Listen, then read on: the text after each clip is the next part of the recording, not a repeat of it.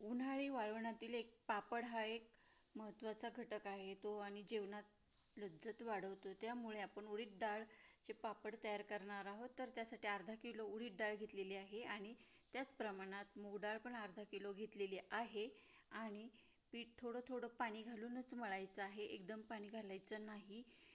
छान असं मऊसूत पीठ मळून घ्यायचं आहे. 4-5 मिनिटं पीठ मळायला लागतात. एकदम छान तेल लावून असं मऊ मऊ पीठ मळून घ्यायचं आहे. अगदी थोडं थोडंसंच पाणी घालायचं आहे. व्हिडिओला लाईक, शेअर, सबस्क्राईब जरूर करा. म्हणजेच अशा छान छान रेसिपी तुम्हाला बघायला मिळतील.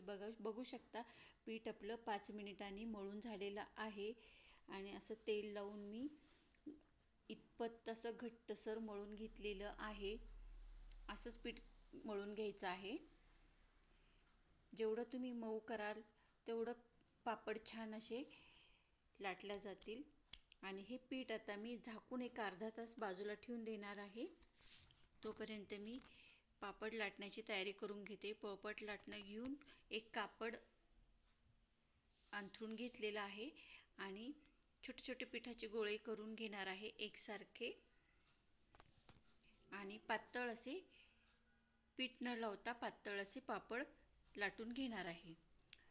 कशी वाटली रेसिपी? व्हिडिओला लाईक, शेअर, सबस्क्राईब जरूर करा.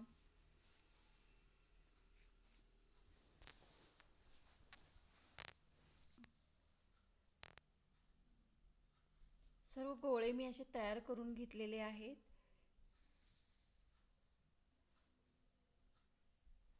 खूप छान लागतात हे पापड घरगुती तयार केलेले. हे बघा असं असे एकदम पातळ लाटून घ्यायचे आहेत. तुम्ही ह्याचे छोटे छोटे पापडही तयार करू शकता. जे आपण एखादा मोठा पापड आपल्याला संपणार नसेल तर त्यासाठी आपण असे मिनी पापड पातळ लाटून घ्यायचे आहेत. म्हणजे अख्खा पापड छोटा खाल्ला जातो. हे बघा पापड आपले तयार झालेले आहेत आणि फॅनच्या हवेखाली मी सुकवून घेतलेले आहे. काही छोटे केलेत, काही मोठे पण केलेत. खूप छान झालेले आहेत. तळून खाऊ शकता किंवा तुम्ही भाजून पण खाऊ शकता. या पापडाची तुम्ही भेळ करू शकता किंवा जेवणाबरोबर तोंडी लावण्यासाठी हा पापड तर नक्कीच हवा.